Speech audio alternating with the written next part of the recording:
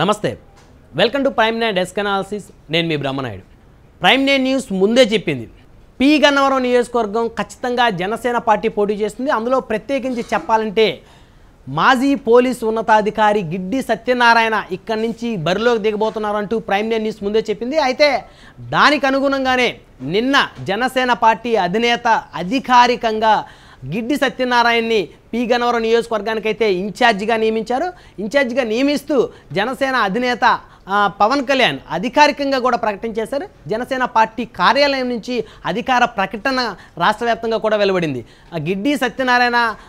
రాజకీయ నేపథ్యం చూస్తే మొదటి నుంచి కూడా సేవాభావం ఉన్నటువంటి వ్యక్తిగా గిడ్డి సత్యనారాయణకి అయితే మంచి పేరుందని చెప్పొచ్చు పి గన్నవరం నియోజకవర్గంలో పుట్టి పెరిగినటువంటి గిడ్డి సత్యనారాయణ దాదాపు 30 సంవత్సరాలకు పైగా పోలీస్ శాఖలో ఉన్నతాధికారిగా వ్యవహరించారు హైదరాబాద్ పోలీస్ కమిషనర్ కార్యాలయంలో అకౌంట్స్ అసిస్టెంట్ ఆఫీసర్గా సుదీర్ఘకాలం పాటు పనిచేసినటువంటి గిడ్డి సత్యనారాయణకి తెలుగు రాష్ట్రాల్లో అత్యధికమైనటువంటి రాజకీయ పరిచయాలు ఉన్నాయని చెప్పుకోవచ్చు అదేవిధంగా మొదటి నుంచి కూడా తన కుటుంబ నేపథ్యం చూస్తే మొదటి నుంచి కూడా ఆర్థికంగా బలవంతుడిగా ఉన్నటువంటి గిడ్డి సత్యనారాయణ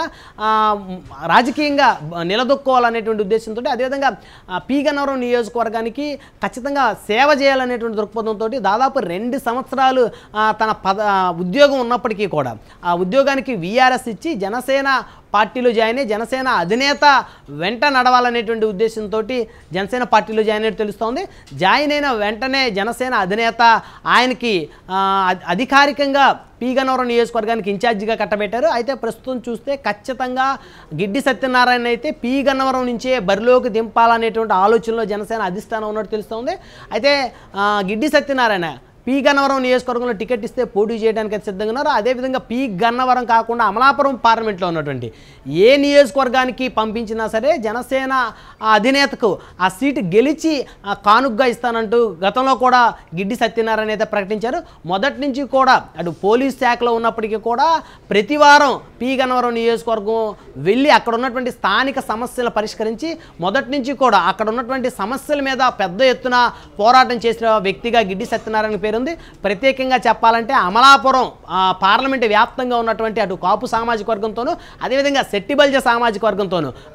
గిడ్డి సత్యనారాయణకి అయితే మంచి అనుబంధం ఉందని చెప్పొచ్చు ఈ 2 సామాజిక వర్గాలు పెద్ద ఎత్తున గిడ్డి సత్యనారాయణ నాయకత్వాన్ని కోరుకున్నాయని చెప్పొచ్చు ఎస్సీ సామాజిక వర్గానికి చెందిన గిడ్డి సత్యనారాయణకి తన సామాజిక వర్గంతో పాటు అక్కడ 2 బలమైన అటు కాపు సెట్టిబల్జ సామాజిక వర్గాల మద్దతు ఉండటంతో ఖచ్చితంగా పి గన్నవరం లేదా అమలాపురం పార్లమెంట్లోని ఏ అసెంబ్లీ స్థానం కేటాయించినా ఆయన ఖచ్చితంగా గెలిచే అవకాశాలు ఉంటాయనేటువంటి ఒక ఈక్వేషన్ తోటి జనసేన అధినేత